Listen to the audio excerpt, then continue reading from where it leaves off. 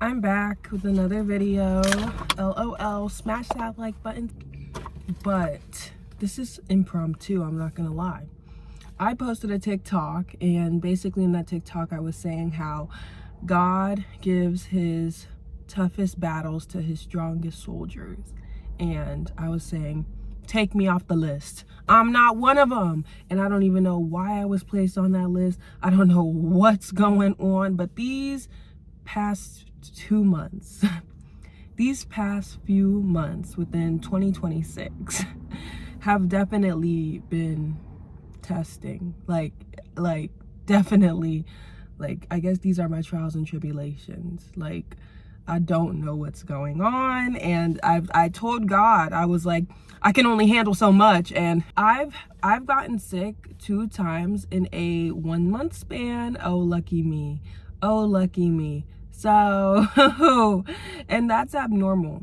The reason that's abnormal is because me myself, I get sick like a normal person. You know, I get sick maybe once every 5 months, okay? Although for me to get sick 2 times within a 1 month span, 1 month span is generous. I got sick, recovered, 1 week goes by, I get sick again. You couldn't even give me 2 weeks. Oh, okay. You know, and I'm not even a pessimist. I don't like that. I don't believe in that. But I also don't believe in that propaganda. I don't believe in the rhetoric of everything happens for a reason. No.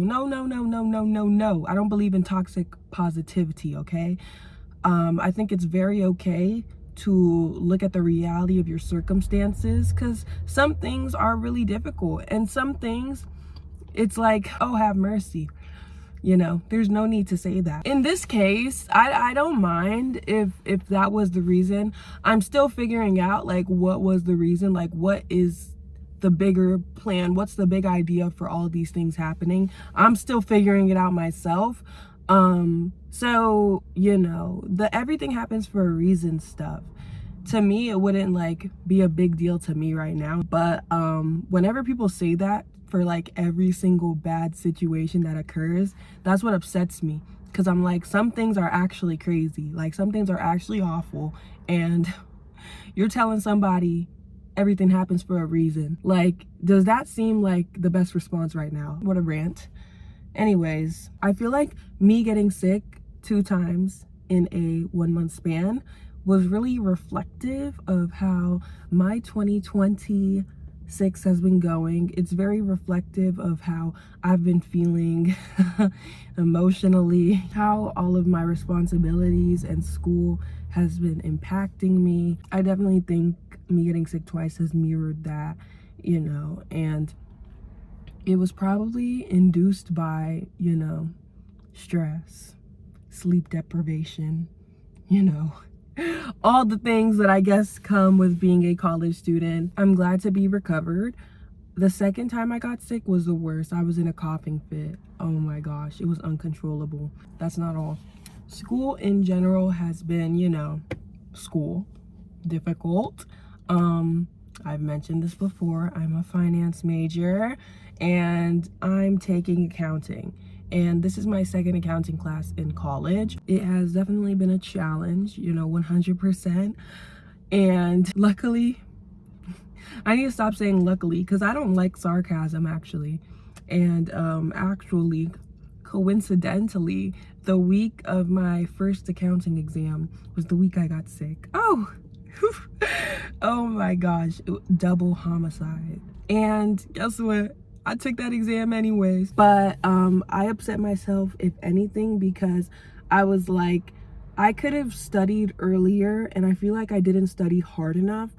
And, you know, that one section that I was a little too relaxed on, you know, it really got me. It really got me. And worst of all was when it came to the actual exam, my teacher, she does not tolerate no nonsense, okay? So when it came to the actual exam, you would think that us college students, us undergraduate students, were taking our CPA exams. No asking for pencils, you come to class prepared. And I want to be knowledgeable. I don't want to just get by. Just getting by has never been my goal, has never been my intention. I want to be knowledgeable in everything I do. So it's like when I get a job, I'm not looking crazy. I'm not looking like, so you went to school for 4 years and you learned what? Oh, anyways, when I was taking the accounting exam, not only was having that feeling of like, oh, I didn't study hard enough. I didn't try hard enough. I could have started earlier. I could have done better. I could have put in more hours. All those thoughts. But nearing the end, guess what happens to me during my accounting exam? As I said, my teacher, she's no nonsense, which is valid. You know, we can't have future accountants and finance professionals cheating. So valid, okay? But guess who had one pencil? And you know, that to me wouldn't be an issue. I've taken all my tests with one pencil, mechanical pencil in specific. My mechanical pencil decides to run out of lead. And let me preface this. This professor, even when we take quizzes, you can't ask nobody anything. You can't ask anybody the date. You can't ask her the date. Because why are you coming to class unprepared? You can't ask anybody, can I borrow your pencil? You can't ask anybody, can I share a calculator? Which is valid. I'm just giving you the context. So my pencil runs out of lead. And I think to myself, I'm like, on our quizzes, we can't even ask anybody what the date is. We can't even ask anybody for a pencil. She 100% is not going to give me a pencil right now. So guess what I did? I took my L. And it was on the section that I knew very well that I could have studied harder for. Of course, I probably would have gotten some partial points for, you know, the easier stuff I knew. But I took my L and yeah, unfortunately, I'm coming back better than ever. I'm coming back better than ever, and that's not happening again. That's not happening again. But I'm like, I know I'm better than this. I know I can do better than this. Like, Chatika, you can amount to so much more. And that test wasn't a reflection of your capabilities.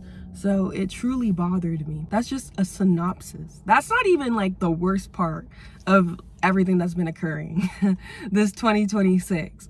But it's just a synopsis of, you know, what I've been going through, what my body has been going through. You know, my body is probably sending me warnings like, calm down, which I have, you know. But there's been times where I've been in the library until 5 a.m. Oh, have mercy. I've been getting into matcha though, you know. Apparently matcha's really good. Title of this video, most likely the title of this video, Resilience is a Blessing and a Curse. I have to give that backstory because the backstory prefaced why I'm even discussing this. I wish I could have consistent lighting, but you know, I can't have it all. I'm still in the early stages of my podcast, filming on my phone. You know, I've primarily filmed the majority of my podcast episodes in my car, so I gotta work with what I got. But anyways, resilience is a blessing and a curse. And how did I come to this conclusion? I feel like I am a very get it done type of person. Like, I am a very action orientated type of person.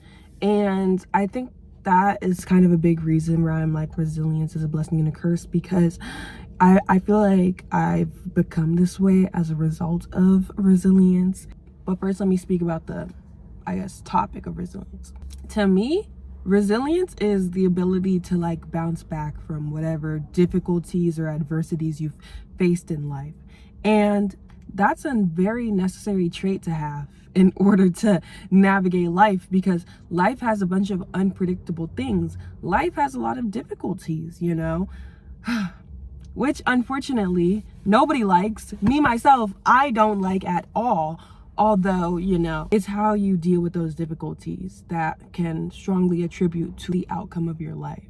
When something bad happens, of course, take care of yourself, feel your emotions, do all those things. I am a big proponent, I'm a big supporter of feeling your emotions and talking things out, you know. Although, you can't let it ruin you.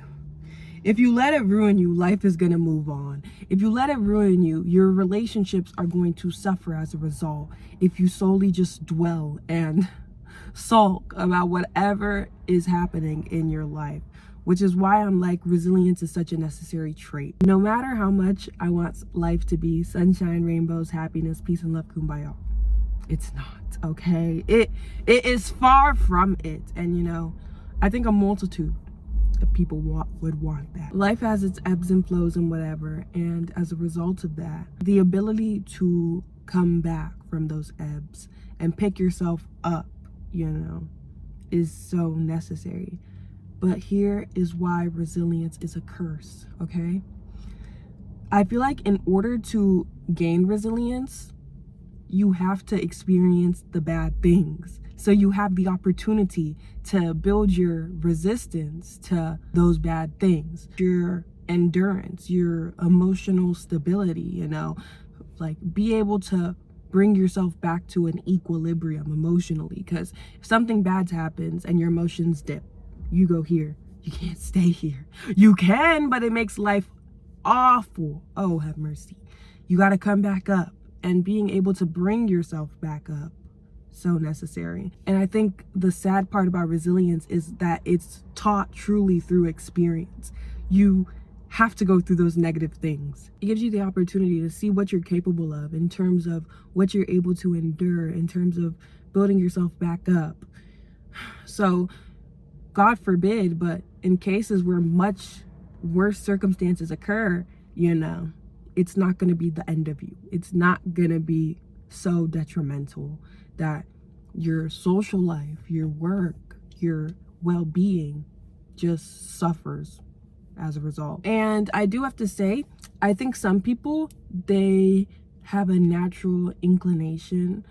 They're naturally more resilient than others. Just like with any skill, I feel like some people, they're naturally smarter than others. Although I feel like facilitating those skills and being in an environment that's conducive to growing those skills are necessary, you know. Solely relying on your natural ability might keep you stagnant. And even me, I don't like that. I don't like that. So being in an environment that's conducive to that is necessary in order to build and retain that skill that you have innately. And that's just my opinion. You know, I think everybody's different, and some people, they just may not need that, you know. I know me myself, I feel like I'm very resilient as a result of life. And I'm not gonna lie, that's not a word I like. I actually have a weird relationship with that word as a result of it, because I don't like being in a position where I need to build myself back up completely. Like, no, not at all. But I don't have any control over that. And then why resilience is a good thing. Resilience is a good thing because when you have the ability to do that, you are able to bounce back quicker. You know, you're not going to be sulking. You're not going to be dwelling on your circumstances, dwelling on your sadness. You may, like a regular person, you're going to feel your emotions, but you're not going to stay in that state. And that's why it's so amazing, because nobody likes to be sad. Nobody likes to be sad. Some circumstances call for it though. And when you have the ability to be resilient, it helps you, you know, get yourself out of that mindset. In conclusion, God, please take me. Please take me off your list of strongest warriors. I just want peace. I just want peace and love and kumbaya, okay?